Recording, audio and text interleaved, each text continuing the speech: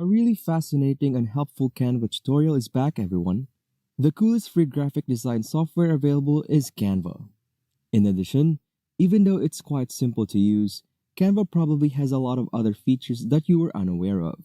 I'll cover 25 plus Canva handy tips in this video that will improve your graphic design skills. And if you guys want to see more Canva videos, be sure to hit the like button down below. And with that being said, let's get started.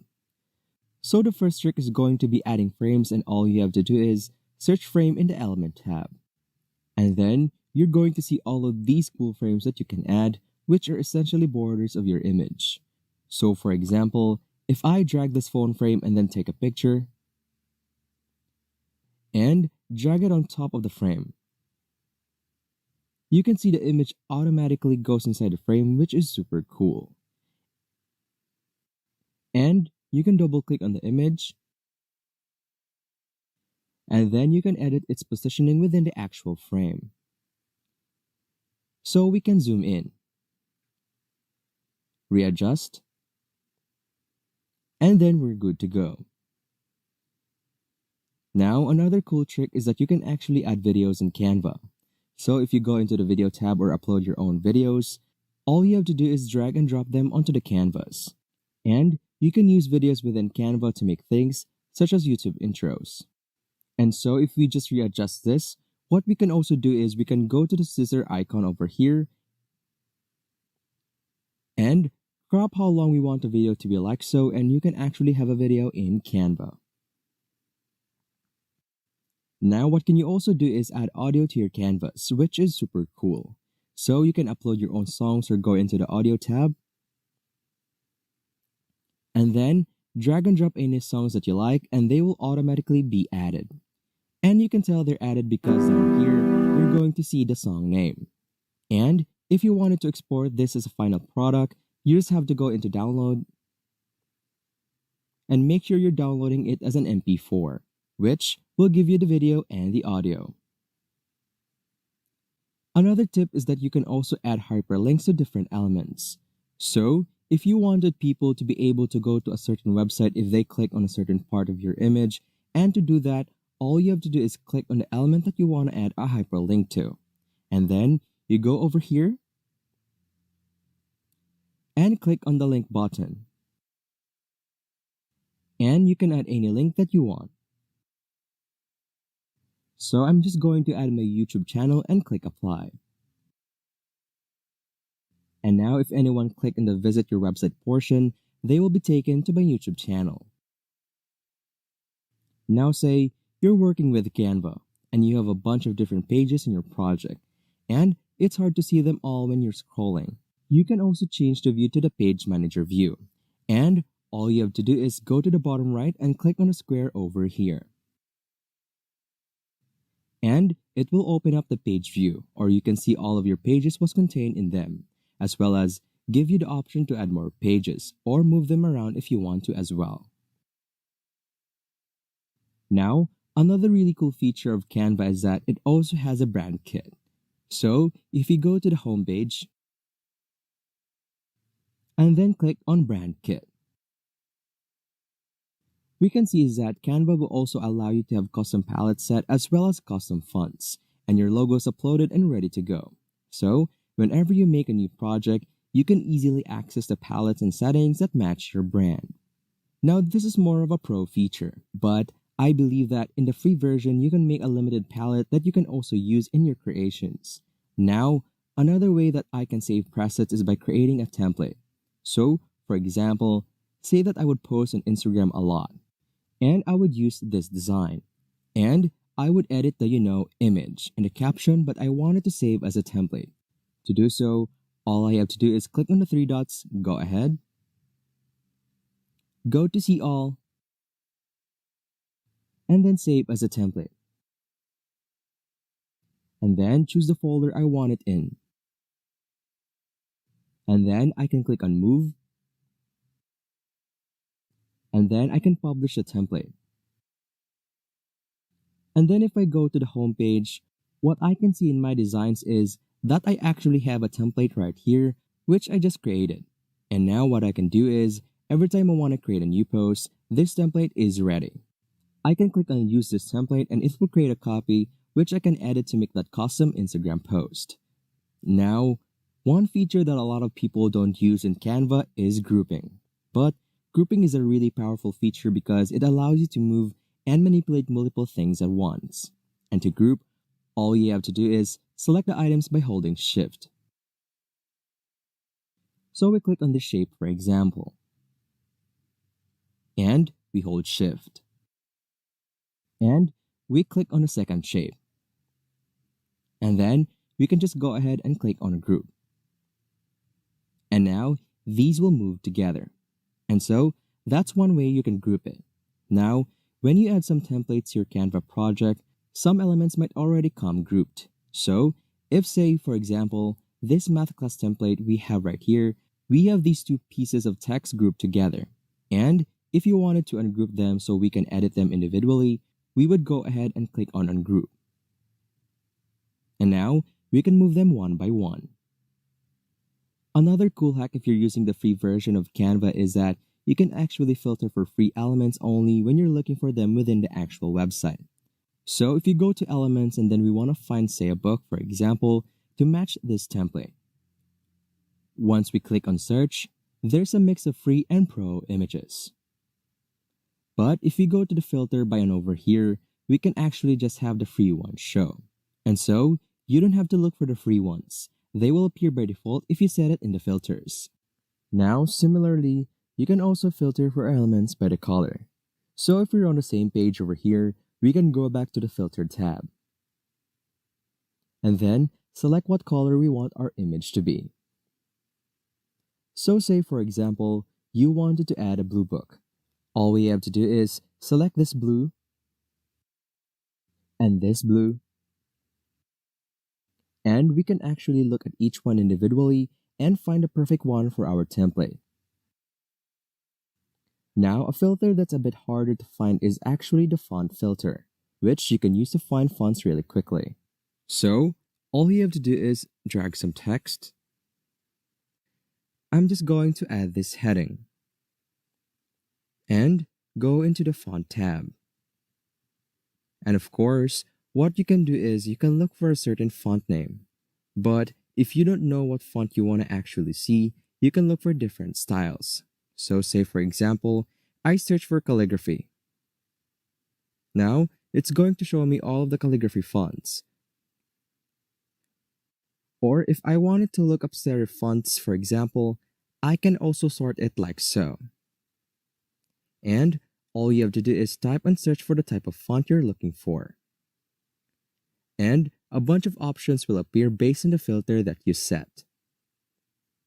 Now, one really cool thing about Canva elements is that you can also customize the colors of them. So, even if you find an element that you like, that may not match the style of your image, you can still edit it so it does match. And all you have to do is click on an element. And you're going to see all the colors used pop up. So for example, this lavender is the hair. And if I would just click on this lavender, I can actually just change the color of this guy over here to match the style of my image. I can do this for a lot of elements within Canva. Now, Canva also makes it really easy for people to export transparent image.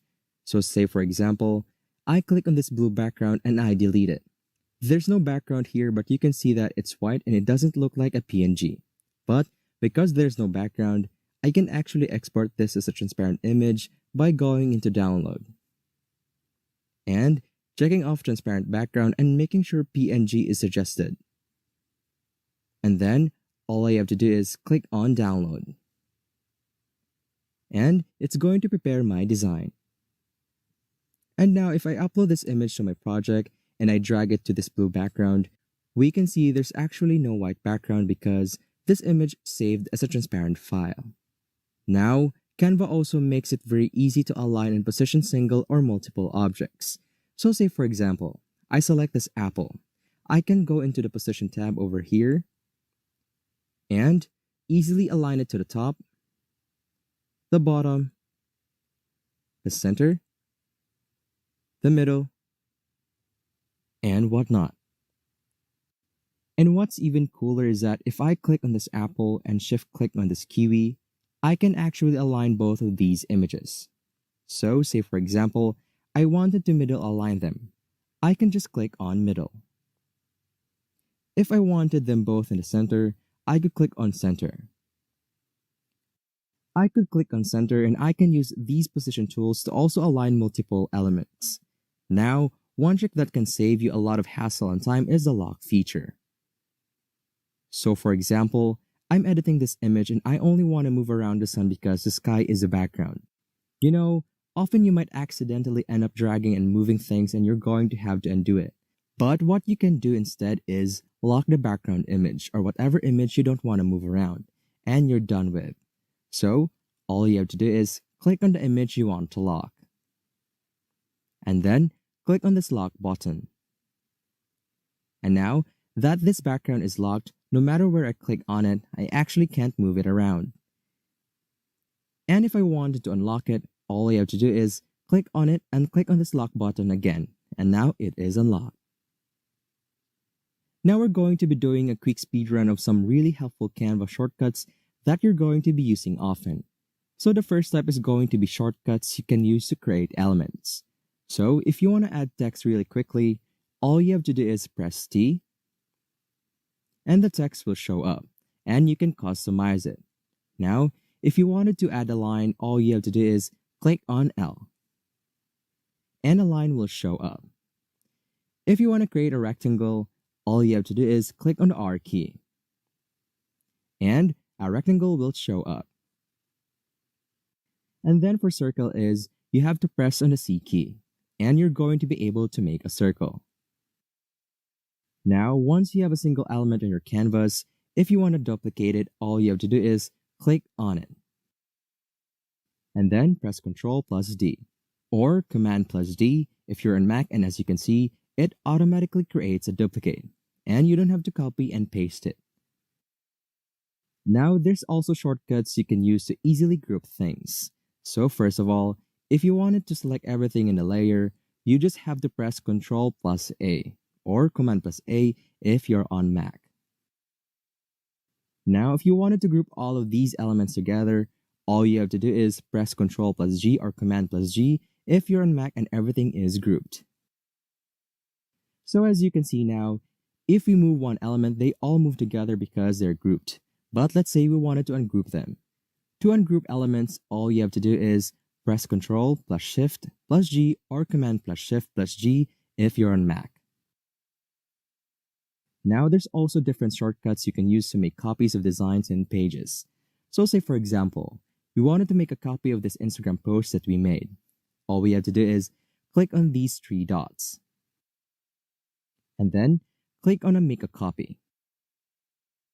And we're going to be able to create an identical version of the file.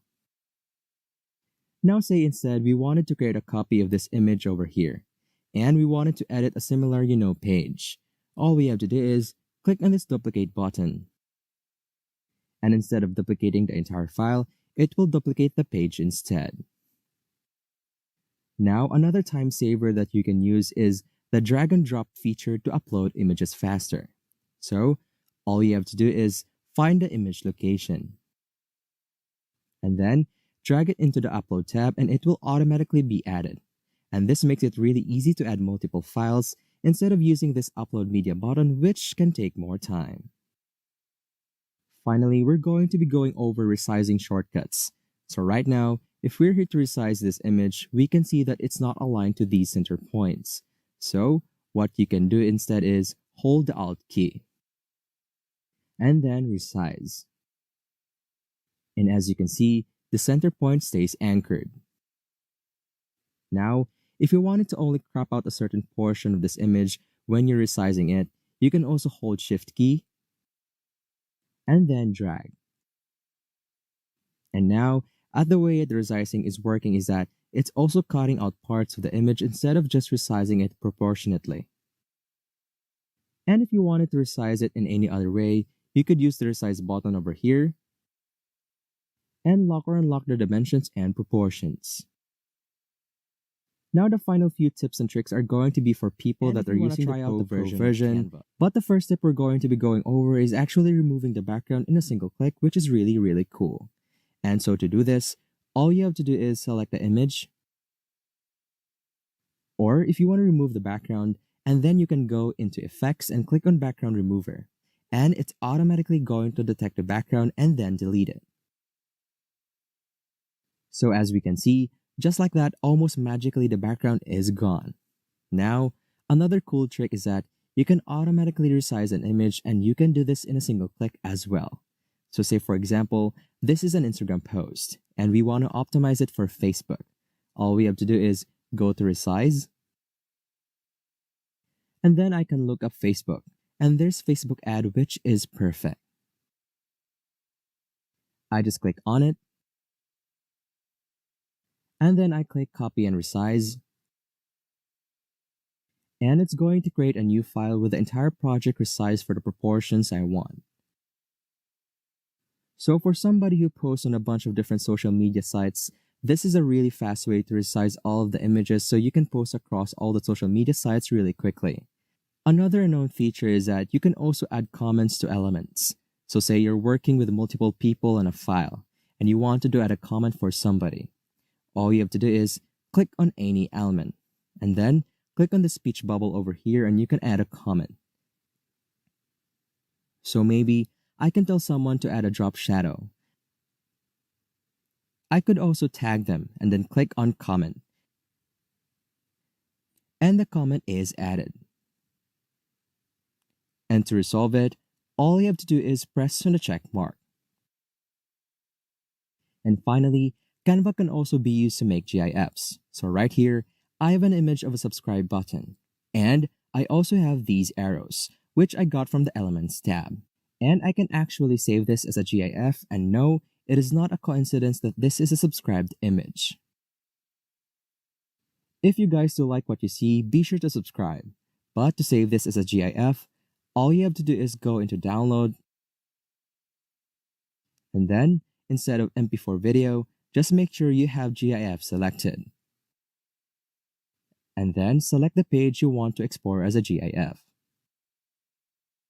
And then you click Done and Download.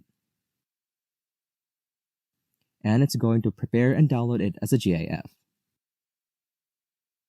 Although one note is that the file sizes are usually pretty large, and so if you wanted a smaller file size, you're going to have to run it through another program to shrink the file size. But those are all the tips and tricks for Canva. Now hopefully this video did help you learn a thing or two that could help you become a better Canva graphic designer. And if you did, be sure to give this video a big thumbs up, and as always, thanks for watching. Peace.